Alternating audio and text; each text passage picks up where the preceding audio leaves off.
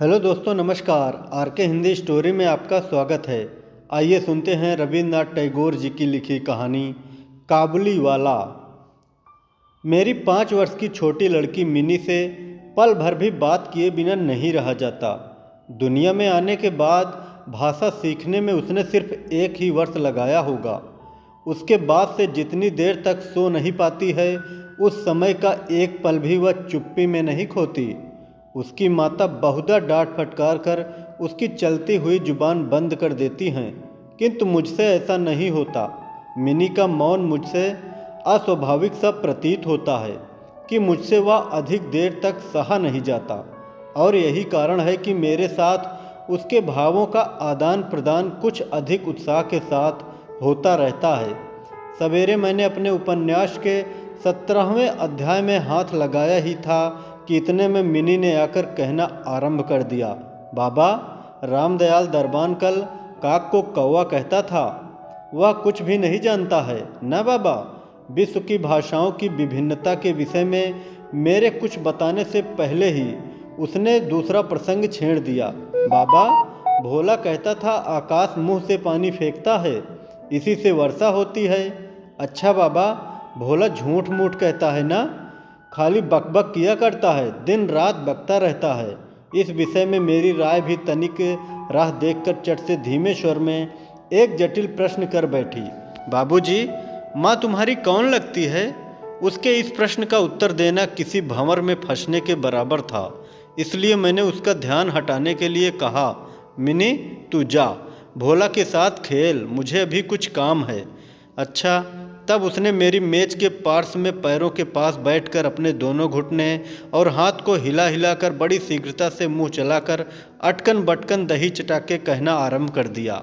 जबकि मेरे उपन्यास के अध्याय में प्रताप सिंह उस समय कंचनमाला को लेकर रात के गहरे अंधेरे में बंदी गृह के ऊंचे झरोखे से नीचे कलकल करती हुई सरिता में कूद रहा था। मेरा घर सड़क के किनारे पर था।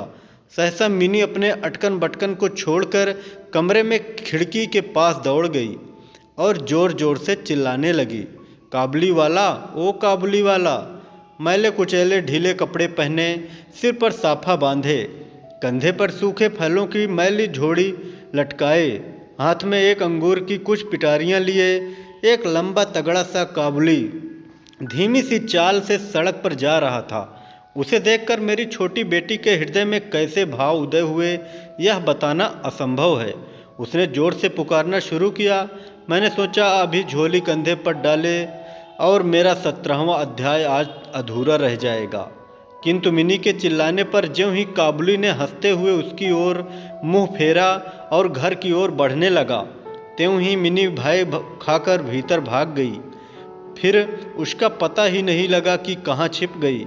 उसके छोटे से मन में वह अंधविश्वास बैठ गया था कि उस मैली कुचैली झोली के अंदर ढूंढने पर उस जैसी भी जीती जागती बच्चियां निकल सकती हैं। इधर काबुली ने मुस्कुराते हुए मुझे सलाम किया। मैंने सोचा, वास्तव में प्रताप सिंह और कंचनमाला की दशा अत्यंत संकटापन्न है, फिर भी घर में बुलाकर इससे कुछ न खरीदना अच्छा न होगा। कुछ सौदा खरीदा गया। उसके बाद मैं उससे इधर उधर की बातें करने लगा। खुद रहमत, रूस, अंग्रेज, सीमांत रक्षा के बारे में गपशप होने लगी। आखिर में उठकर जाते हुए उसने अपनी मिली जुली भाषा में पूछा, बाबूजी, आपकी बच्ची कहाँ गई? मैंने मिनी के मन से व्यर्थ का भय दूर करने के लिए उसे भीतर से बुलवा लिया। वह मुझसे बिल्कुल सट कर काबुली के मुख की ओर, झोली की ओर संदेह से देखती खड़ी रही। काबुली ने झोली में से किशमिश और खुबानी निकाल कर देना चाहा, पर उसने नहीं लिया और दुगने संदेह के साथ मेरे घुटने से लिपट गई। काबुली वाले ने उसका पहला परिचय इस प्रकार हुआ। इस घटना के कुछ दिन बाद एक दिन सवेरे मैं किसी आवश्यक कार्यवश बाहर जा रहा था। देखूं तो मेरी बिटिया दरवाजे के पास बेंच पर बैठी हुई काबुली से हंस हंस कर बातें कर रही है, और काबुली उसके पैरों के समीप बैठा बैठा मुस्कुराता हुआ उन्हें ध्यान से सुन रहा है और बीच बीच में अपनी राय मिली जुली भाषा में व्यक्त करता जाता है। मिनी को अपने 5 वर्ष के जीवन में बाबूजी के सिवा ऐसा धैर्य वाला श्रोता शायद ही कभी मिला हो। मिनी की झोली बादाम किशमिश से भरी हुई थी। मैंने काबुली से कहा, इसे यह सब क्यों दे दिया? अब कभी मत देना, कहकर कुर्ते की जेब से एक अठन्नी निकालकर उसे दी। उसने बिना किसी हिचक के अठन्नी लेकर अपनी झोली में रख ली। कुछ देर बाद घर लौटकर देखता हूँ तो उस अठन्नी ने बड़ा भारी उपद्रव खड़ा कर दिया है। मिनी की माँ एक सफ़ेद चमकीला गोलाकार पदार्थ हाथ में लिए डांट डपट कर मिनी से पूछ रही थी, तूने यह अठन्नी पाई कहाँ से, बता। मिनी ने कहा, काबुली वाले ने दी है। काबुली वाले से तूने अठन्नी ली कैसे, बता। मिनी ने रोने का उपक्रम करते हुए कहा, मैंने मांगी नहीं थी, उसने आप ही दी है। मैंने जाकर मिनी की उस अकस्मात मुसीबत से रक्षा की और उसे बाहर ले आया। पूछने पर मालूम हुआ कि इस दौरान में काबुली वाला रोज़ आता रहा है और पिस्ता बादाम की रिश्वत दे देकर मिनी के छोटे से हृदय पर बहुत अधिकार कर लिया है। देखा कि इस नई मित्रता में बंधी हुई बातें और हंसी ही प्रचलित है। जैसे मेरी बिटिया रहमत को देखते ही हंसती हुई पूछती, काबुली वाला, ओ काबुली वाला, तुम्हारी झोली के भीतर क्या है? काबुली, जिसका नाम रहमत था, एक अनावश्यक चंद्रबिंदु जोड़कर मुस्कुराता हुआ उत्तर देता, हाँ बिटिया, उसके परिहास का रहस्य क्या है यह तो नहीं कहा जा सकता। फिर भी नए मित्रों को इससे तनिक विशेष खेल सा प्रतीत होता है और जाड़े के प्रभात में एक सयाने और एक बच्ची की सरल हंसी सुनकर मुझे बड़ा अच्छा लगता है। उन दोनों मित्रों में और भी एक आध बात प्रचलित रहती है। रहमत मिनी से कहता, तुम ससुराल कभी नहीं जाना? अच्छा, हमारे देश की लड़कियां जन्म से ही ससुराल शब्द से परिचित रहती हैं, किंतु हम लोग कुछ नई पीढ़ी के होने के कारण इतनी सी बच्ची को ससुराल के विषय में विशेष ज्ञानी नहीं बना सके थे। अतः रहमत का अनुरोध वह स्पष्ट रूप से नहीं समझ पाती थी। इस पर भी किसी बात का उत्तर दिए बिना चुप रहना उसके स्वभाव के बिल्कुल ही विरुद्ध था। उल्टे वह रहमत से पूछती, तुम ससुराल जाओगे? रहमत काल्पनिक ससुर के लिए अपना जबरदस्त घूंसा तान कर कहता, हम ससुर को मारेगा। सुनकर मिनी ससुर नामक किसी अनजाने जीव को दुर्वस्था की कल्पना करके खूब हंसती। देखते देखते जाड़े की सुहावनी ऋतु आ गई। पूर्व युग में इसी समय राजा लोग दिग्विजय के लिए कूच करते थे। मैं कलकत्ता छोड़कर कभी नहीं गया। शायद इसीलिए मेरा मन ब्रह्मांड में घूम करता है, यानी मैं अपने घर में ही चिर प्रवासी हूँ। बाहरी ब्रह्मांड के लिए मेरा मन सर्वदा आतुर रहता है। किसी विदेश का नाम आगे आते ही मेरा मन वहाँ की उड़ान करने लगता है। इसी प्रकार किसी विदेशी को देखते ही तत्काल मेरा मन सरिता पर्वत बीहड़ वन के बीच में एक कुटीर का दृश्य देखने लगता है और एक उल्लासपूर्ण स्वतंत्र जीवन यात्रा की बात कल्पना में जाग उठती है। इधर देखा तो ऐसी प्रकृति का प्राणी हूँ जिसका अपना घर छोड़कर बाहर निकलने में सिर कटता है। यही कारण है कि सवेरे के समय अपने छोटे से कमरे में मेज के सामने बैठकर उस काबुली से गपशप लड़ाकर बहुत कुछ भ्रमण का काम निकाल लिया करता हूँ। मेरे सामने काबुली का पूरा चित्र खींच जाता। दोनों ओर उबड़ खाबड़ लाल लाल ऊंचे दुर्गम पर्वत हैं और रेगिस्तानी मार्ग। उन पर लदे हुए ऊँटों की कतार जा रही है। ऊंचे ऊंचे साफे बंधे हुए सौदागर अपनी यात्रा कुछ ऊँटों की सवारी पर है तो कुछ पैदल ही जा रहे हैं। किन्हीं के हाथों में बर्छा है तो कोई बाबा आदम के जमाने की पुरानी बंदूक थामे हुए है। बादलों की भयानक गर्जन के स्वर में काबुली लोग अपने मिली जुली भाषा में अपने देश की बातें कर रहे हैं। मिनी की माँ बड़ी वहमी तबीयत की है। राह में किसी प्रकार का शोरगुल हुआ नहीं कि उसने समझ लिया कि संसार भर के सारे मस्त शराबी हमारे ही घर की ओर दौड़े आ रहे हैं। उसके विचारों में यह दुनिया इस छोर से उस छोर तक चोर डकैत मस्त शराबी सांप बाघ रोगी मलेरिया तिलचट्टे और अंग्रेजों से भरी पड़ी है। इतने दिन हुए इस दुनिया में रहते हुए भी उसके मन का यह रोग दूर नहीं हुआ। रहमत काबुली की ओर से भी वह पूरा तरह निश्चित नहीं थी। उस पर विशेष नज़र रखने के लिए मुझसे बार बार अनुरोध करती रहती। जब मैं उसके शक को परिहास के आवरण से ढकना चाहता तो मुझसे एक साथ कई प्रश्न पूछ बैठती। क्या कभी किसी का लड़का नहीं चुराया गया? क्या काबुल में गुलाम नहीं बिकते? क्या एक लंबे तगड़े काबुली के लिए एक छोटे बच्चे को उठा ले जाना असंभव है? इत्यादि। मुझे मानना पड़ता कि यह बात बिल्कुल असंभव भी नहीं है। भरोसा करने की शक्ति सब में समान नहीं होती। अतः मिनी की माँ के मन में भय ही रह गया, लेकिन केवल इसीलिए बिना किसी दोस्त के रहमत को अपने घर में आने से मना ना कर सका। हर वर्ष रहमत माघ मास में लगभग अपने देश लौट जाता है। इस समय वह अपने व्यापारियों से रुपए पैसा वसूल करने में तल्लीन रहता है। उसे घर घर दुकान दुकान घूमना पड़ता है, फिर भी मिनी से उसकी भेंट एक बार अवश्य हो जाती है। देखने में तो ऐसा प्रतीत होता है कि दोनों के मध्य किसी षड्यंत्र का श्री गणेश हो रहा है। जिस दिन वह सवेरे नहीं आ पाता, उस दिन देखूं तो वह संध्या को हाजिर है। अंधेरे में घर के कोने में उस ढीले ढाले जामा पजामा पहने झोली वाले लंबे तगड़े आदमी को देखकर सचमुच ही मन में अचानक भय सा पैदा हो जाता है।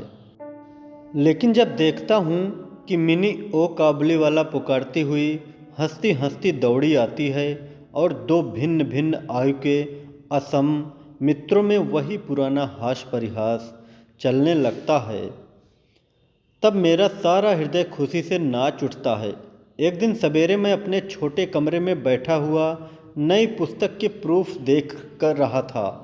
जाड़ा विदा होने से पूर्व आज 2-3 दिन खूब जोरों से अपना प्रकोप दिखा रहा है। जिधर देखो उधर उस जाड़े की ही चर्चा है। ऐसा जाड़े पाले में खिड़की में से सवेरे की धूप मेज के नीचे पैरों पर आ पड़ी। उसकी गर्मी मुझे अच्छी प्रतीत होने लगी। लगभग 8 बजे का समय होगा। सिर में मफलर लपेटे ऊषा चरण सवेरे की सैर करके घर की ओर लौट रहे थे। ठीक इस समय राह में एक बड़े जोर का शोर सुनाई दिया। देखूं तो अपने उस रहमत को 2 सिपाही बंधे लिए जा रहे हैं। उनके पीछे बहुत से तमाशाई बच्चों का झुंड चला आ रहा है। रहमत के ढीले ढाले कुर्ते पर खून के दाग हैं और एक सिपाही हाथ में खून से लथपथ छुरा।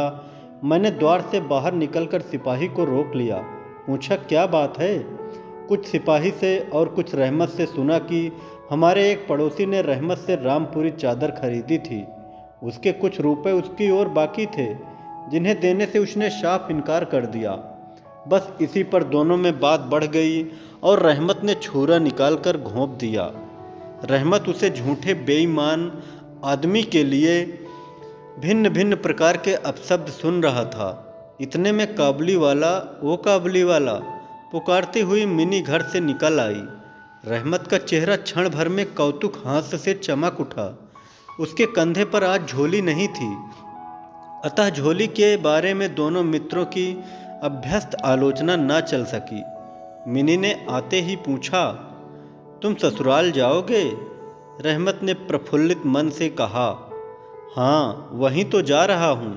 रहमत ताड़ गया कि उसका यह जवाब मिनी के चेहरे पर हंसी ना ला सकेगा और तब उसने हाथ दिखाकर कहा, ससुर को मारता पर क्या करूँ, हाथ बंधे हुए हैं। छुरा चलाने के जुर्म में रहमत को कई वर्ष का कारावास मिला। रहमत का ध्यान धीरे धीरे मन से बिल्कुल उतर गया।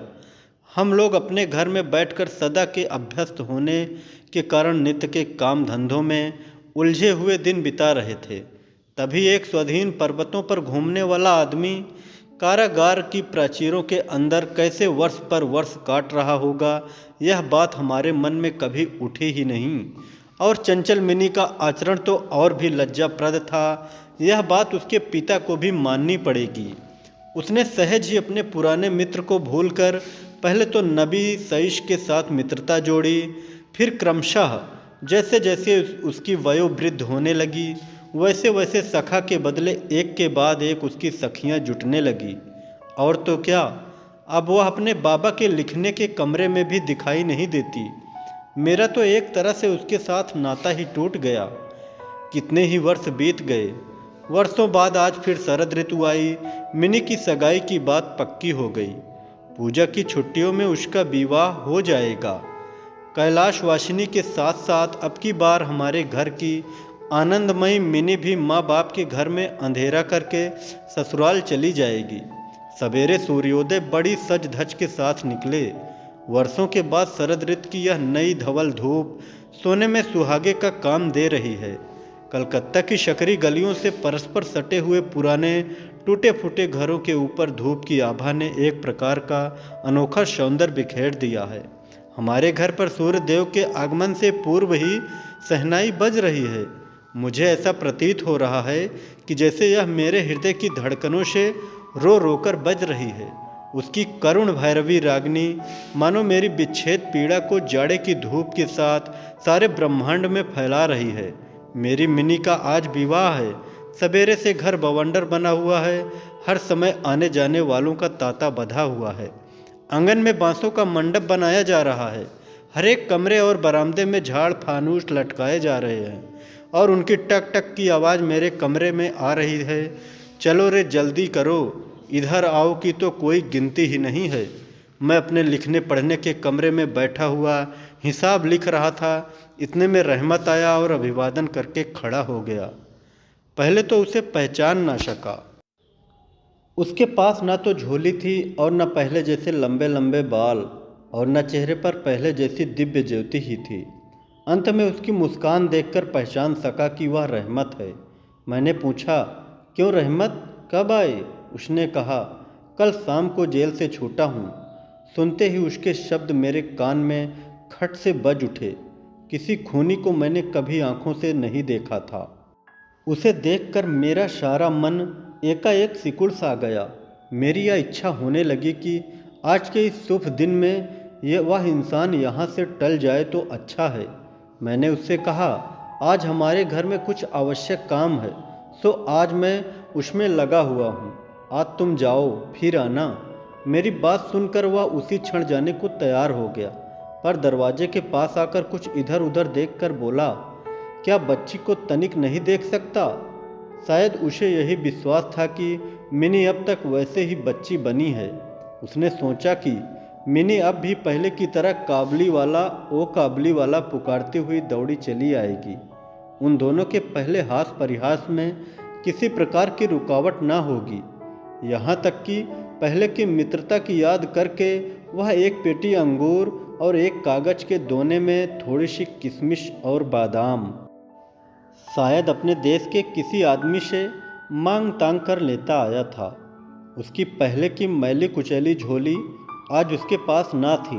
मैंने कहा, आज घर में बहुत काम है, सो किसी से भेंट ना हो सकेगी। मेरा उत्तर सुनकर वह कुछ उदास सा हो गया।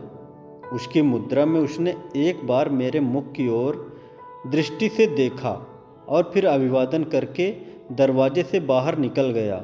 मेरे हृदय में जाने कैसी एक वेदना सी उठी। मैं सोच ही रहा था कि उसे बुलाऊं। इतने में देखा तो वह स्वयं ही आ रहा है। वह पास आकर बोला, ये अंगूर और कुछ किशमिश बादाम बच्ची के लिए लाया था, उसको दे दीजिएगा।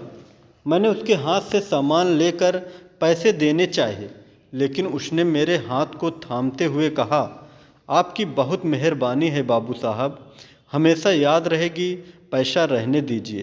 तनिक रुककर फिर बोला, बाबू साहब, आपकी जैसी मेरी भी देश में एक बच्ची है। मैं उसकी याद कर कर आपकी बच्ची के लिए थोड़ी सी मेवा हाथ में ले आया करता हूँ। मैं यह सदा बेचने नहीं आता। कहते हुए उसने ढीले ढाले कुर्ते के अंदर हाथ डालकर छाती के पास से एक मैला कुचैला मुड़ा हुआ कागज का टुकड़ा निकाला और बड़े जतन से उसकी चारों तहें खोलकर दोनों हाथ से उसे फैलाकर मेरी मेज पर रख दिया। देखा कि कागज के उस टुकड़े पर एक नन्हे से हाथ के छोटे से पंजे की छाप है। फोटो नहीं, तेल चित्र नहीं। हाथ में थोड़ी सी कालिख लगाकर कागज के ऊपर उसी का निशान ले लिया गया है। अपनी बेटी के इस स्मृति पत्र को छाती से लगाकर रहमत हर वर्ष कलकत्ता के गली कूचों में सौदा बेचने के लिए आता है। मानो उसकी बच्ची के हाथ का कोमल स्पर्श उसे बिछड़े हुए विशाल हृदय में अमृत उड़ेलता रहता है। देखकर मेरी आंखें भर आई और फिर मैं इस बात को बिल्कुल भी भूल गया कि वह एक मामूली काबुली मेवा वाला है। मैं एक उच्च वंश का रईस हूँ। तब मुझे ऐसा लगने लगा कि जो वह है वही मैं हूँ। वह भी एक पिता और मैं भी। उसकी पर्वतवासिनी छोटी बच्ची की निशानी मेरी ही मिनी की याद दिलाती है। मैंने तत्काल ही मिनी को बाहर बुलवाया। हालांकि इस पर अंदर घर में आपत्ति की गई, पर मैंने उस पर कुछ भी ध्यान नहीं दिया। विवाह के वस्त्रों और अलंकारों में लिपटी हुई बेचारी मिनी मारे लज्जा के सिकुड़ी हुई सी मेरे पास आकर खड़ी हो गई। उस अवस्था में देखकर रहमत काबुल पहले तो शकपका गया। उससे पहले जैसी बातचीत न करते बना।